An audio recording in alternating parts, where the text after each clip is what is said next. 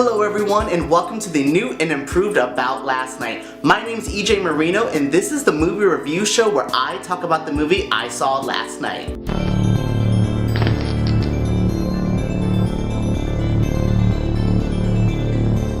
About Last Night is on a new channel with a new feel, a new look, a new sound, might even have a new taste. This is going to be so cool to be breaking down movies that I want to talk about, TV shows that I want to talk about, and you guys aren't even ready for what's in the future on this channel. If you do happen to enjoy this video, please give me a thumbs up, please give me a comment as well. Also, don't forget to subscribe before you leave. If you are subscribed, please turn on notifications so you know when new videos are posted. And now it's time to talk about the movie I saw last night, and it's Darren Aronofsky's Mother.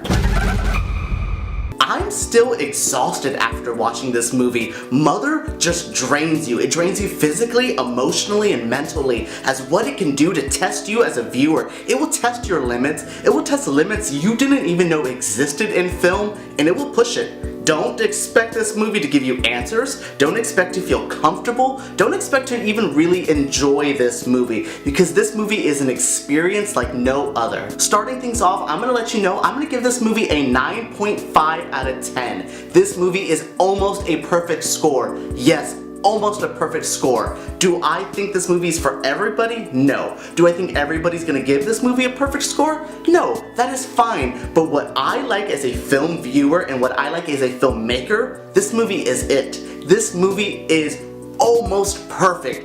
This far off from being something I would have fully really just thought was a masterpiece.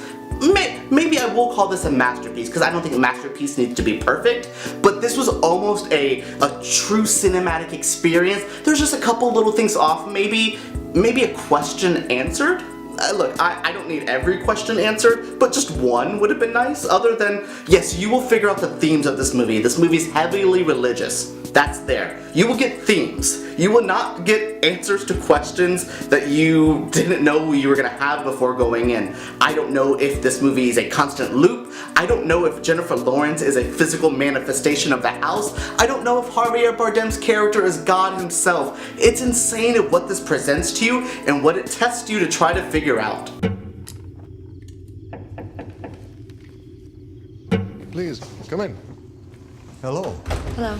Mother is a mind-racing horror film that relies on atmosphere and magic realism to truly scare you. No, this isn't scary like a movie like It, or no, this isn't scary like certain ghost movies scare other people. This is scary because there's just something that you just don't feel is right. You don't feel comfortable in this story. You don't feel happy for any of the characters. You're just kind of sad, and you're just worried for everyone, and I think that's a good emotion to have. So often do movies, especially horror films, have to rely on some humor to just lighten up the mood, or it has to rely on gore to show you that this is what you should be grossed out by. No, Mother lets you figure things out on your own as a viewer. It doesn't give you an answer ever, but it will present you with enough things so you can have your own feelings, you can base an emotion off it, and I like that. I don't need a movie or a director to tell me how to feel. Let me feel that way, and Mother allows me to feel that way.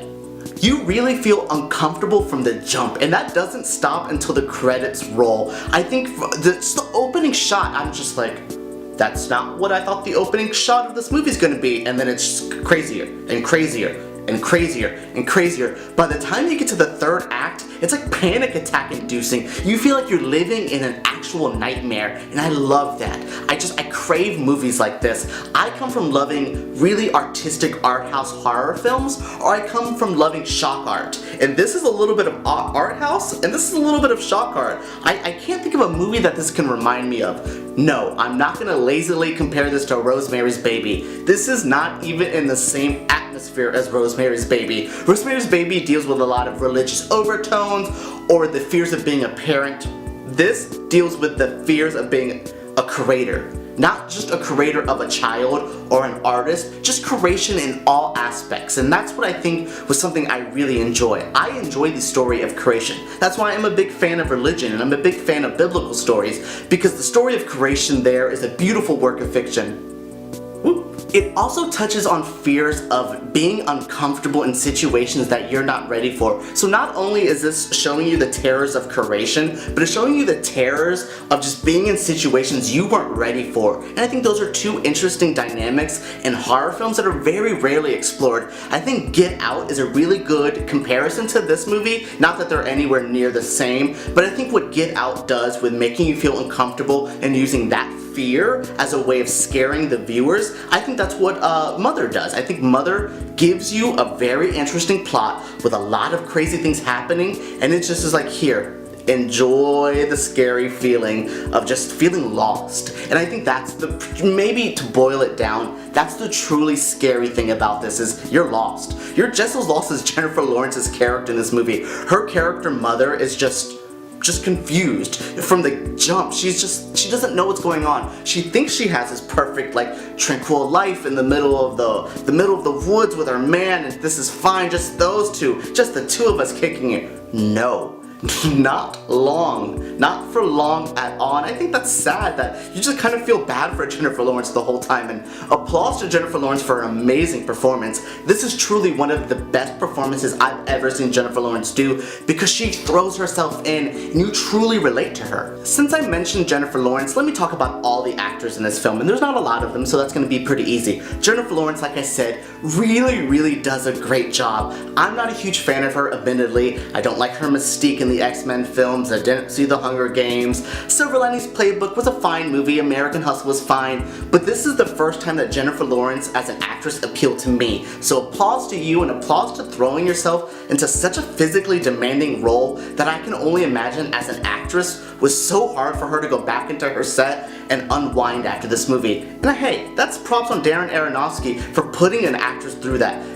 I hope he doesn't pull Hitchcock, Kubrick techniques to get performances out of his actresses, but they're dating, so maybe he can push limits a little bit more with someone who's your significant other. So you have Jennifer Lawrence, and next on my list is Javier Bardem as him, as the creator, as the poet, as this very interesting character that you don't know a lot about, and I love. I think his performance is interesting because you don't like him. You are not going to enjoy his portrayal because it's not an enjoyable character. Not saying Javier Bardem does a bad job, but I'm saying Javier Bardem plays a character that is very unlikable. You're just uncomfortable the second he enters a frame, and I love that.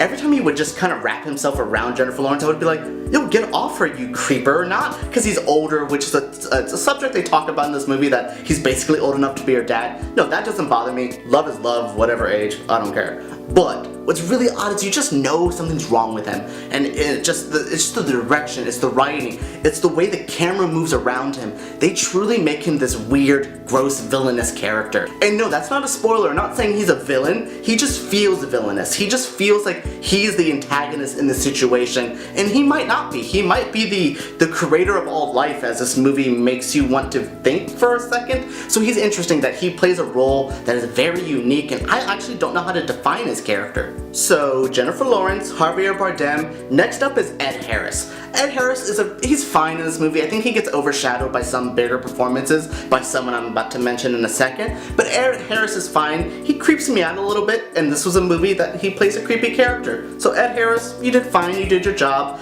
I liked you. Don't have too much to say. The reason I don't have too much to say is because Michelle Pfeiffer looks at all the other actors and it's like, hold on, hold my drink, let me show you how it's done. She chews up the scenery, and I don't think like chewing up scenery is a bad thing. I love when an actor gets onto a set and it's like, I'm commanding the screen. Sorry, you can keep up, this is me, this is my time. And Michelle Pfeiffer does that. Is that a little greedy of an actor to just get there and kind of make it about them? Yeah, sure, but everyone else can step up their game. If Michelle Pfeiffer can do it, you guys can do it. And I just love seeing Michelle Pfeiffer kind of have this awesome slight comeback. You know, she did The Wizard of Lies, she's doing The Murder on the Orient Express, and now she's this awesome role in Mother as the female guest. No one really gets names in this movie, which is fine by me, but I really don't know what to call her other than Michelle Pfeiffer's crazy, she's the true villain. She's terrifying. I mean, from the second she's there,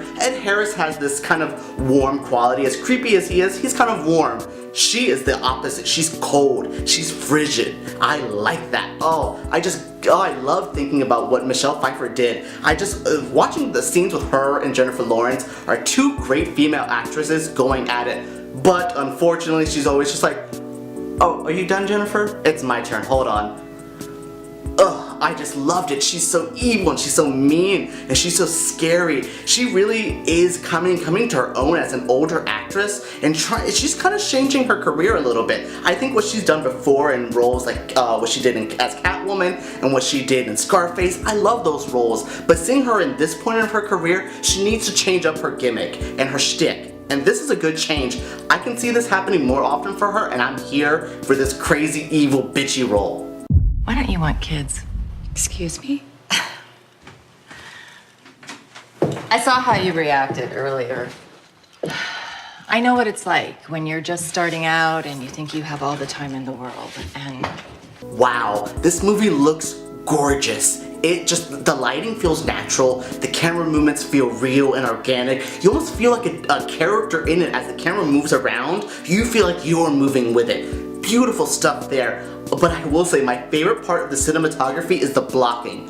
Blocking, for you, if you don't know, is basically how characters move in a scene and where they end up and how the camera moves around them. So you can walk from here to here and the camera's gonna follow you. And it takes choreography and it takes work to get great blocking down. I don't know what they did behind the scenes, but the blocking of this movie feels like another character, where you just move and how another character moves around a corner and how the camera just slowly moves around it. It's just so masterful. And there's a lot of power dynamics used with the blocking as well. There'd be times where Michelle Pfeiffer would step up to a scene and she would kind of feel more powerful than Jennifer Lawrence, so she would kind of tower over her. And there were scenes where Jennifer Lawrence would kind of shift back that power and you would see her rise a little bit. And that's telling a story with a camera. That there's no dialogue needed for those moments, though there is dialogue, and you can see that power shift there with the actions happening, but the camera's letting you know that as well. I love seeing stuff like this.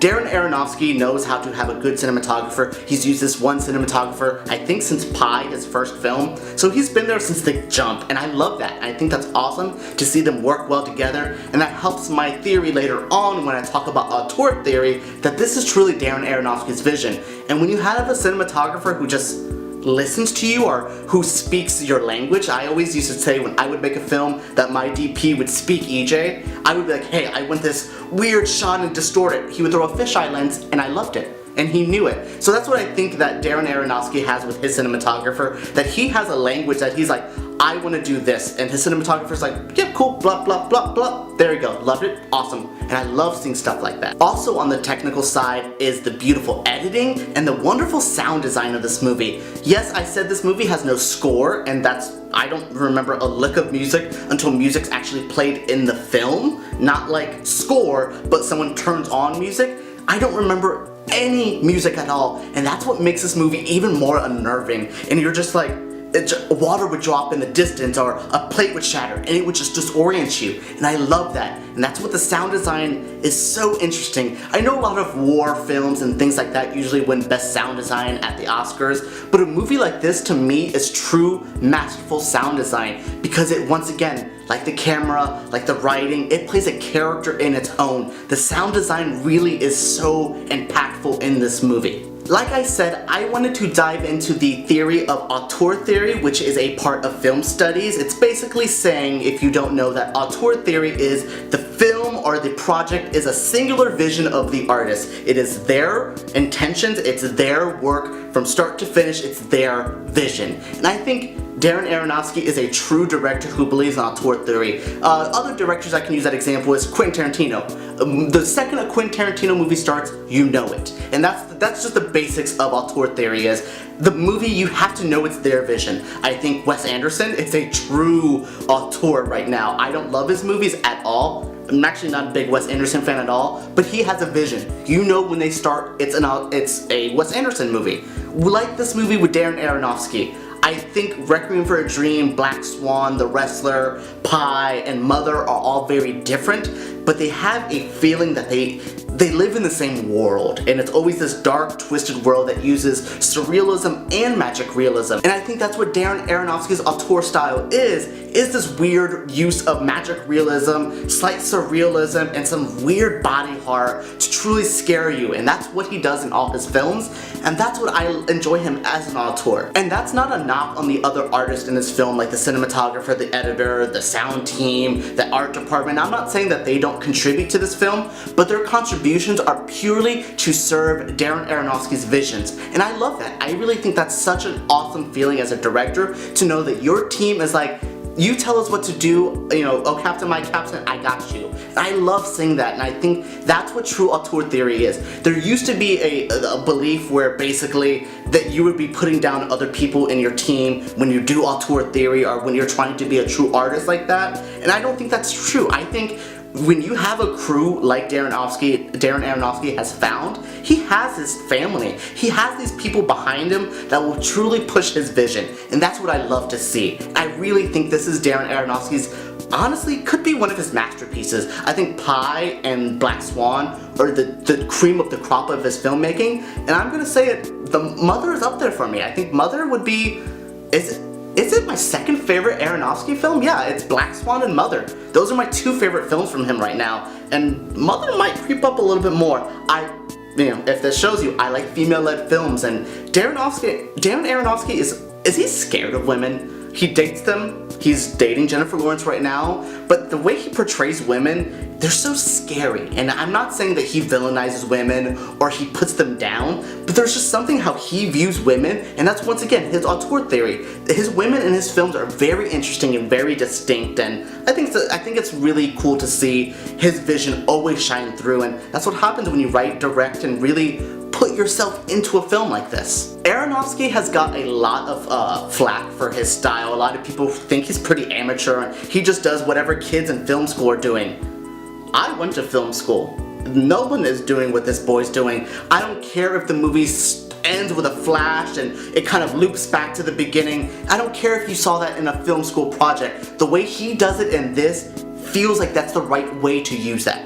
I know that there's artists do things that other artists have done before. It's hard to be original. It's 2017, film has been around the 19th century, early 20th century. God, film has been around, it's part of our life. It's hard to do something no one's ever done before. But uses like what he does in this film with his cinematography, with the way this movie ends, with the beginning of the movie, with the acting choices, that is truly the way to use those things. So, you know, you see someone basically use a word that is not the right word to use, and you're like, you could have just said that word.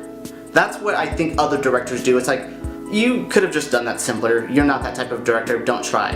Aronofsky is one of those that's like, oh, please try, because you are that director. You can do that. Even if you don't, hey, do what Lady Gaga does. Call all your mistakes artistic choices, and no one can fault you for them. There's a word I used earlier called magic realism. I want to define that for you because I believe Mother is like the definition of magic realism. Magic realism is living in a world, like a film is in a world that's practical. It's supposed to be set in reality, but there's small moments that just throw it off, a little bit of magic into it. Stranger Things is a good example of magic realism. It's just a simple 80s world, but there's that slight hint of otherworldliness that kind of gives it an extra flair. Mother is a great example of magic realism. Why? Because this movie is a fairly simple and realistic plot, but what it does and what it goes further with people invading their home, and no, not like home invasion like we're gonna kill you, more home invasion of I didn't invite you but you're here still, oh boy. So there's those elements, but then you start getting a little bit of she would put her ear up to the house and you would just feel a heartbeat, or you would see a heartbeat. And then there would be kind of some supernatural moments, and you know, a light would fill up with blood and then explode. I thought this was a movie set in reality. I didn't think that this was a movie that established that there's gonna be witches and ghosts and vampires and aliens and demons. No, that's not really what this is set up. But those little moments of magic kind of throw you off, and to me it adds a little sense of horror because once again, you don't know what's going on and you're really uncomfortable because you're so worried of like, do I know what's going on? What's going on? What's this? What's this mean? What's this mean? But what does that mean? Because they did that, and I love that feeling. To me, that's level of comfortability is what scares me as a viewer. A lot of movies nowadays just want to give you everything, especially if you come from liking big Hollywood blockbusters like a Star Wars or Marvel or Pirates or Transformers. You as a viewer are just going to be spoiled with having the director just hand spoon feed you. Here's all the info you need. So when you go to an art house film like this, it's going to be a shocking, jarring experience to not have anything laid out for you, and you have to use your own imagination. I know, scary imagination as an adult, but that's something I love. Now we are on to the subject I know you're wondering, what's this movie about? But honestly, I don't have an answer for you. I have theories, I have feelings, but I can't, there's no definitive answer. And no, I mean, like I said, this is not a cheap rehash of Rosemary's Baby. This isn't Stepford Wives. This isn't anything like that. This is truly a unique experience of a film. Something that's hard to define. I remember trying to explain to my friends or my family, hey, what did you think of Mother? What was it about? And I'm like, they're like, oh, did you like it? I'm like, oh my god, I loved it. They're like, how do you not know what the movie's about but love it? It's because that's what I love about it. I love that there's a sense of mystery. I love that I get to go and basically, I could write a think piece or an op-ed about every subject, every topic done in this movie, because there's so much to dive into, and that's what I love to see. So look, I'm promising you, you're not gonna walk out of this feeling fulfilled as a audience member because I know everything that's happening. No, you're gonna be fulfilled because you felt an experience. You have a cinematic journey that they took you on from start to finish. That doesn't happen too often. So please appreciate movies like this. I'm not saying that this movie's going to be for you. So if you see this movie and you're like, oh, well, that was a good review of it, I'm gonna check it out and you hate it, don't blame me. I'm letting you know this is not for everybody. If you like your movies straightforward, easygoing, I can turn my brain off and have a good time, this is not for you. This is, actually, I would advise you to turn your brain off at one point because I had to stop thinking about everything because I was stressing myself out. I was like,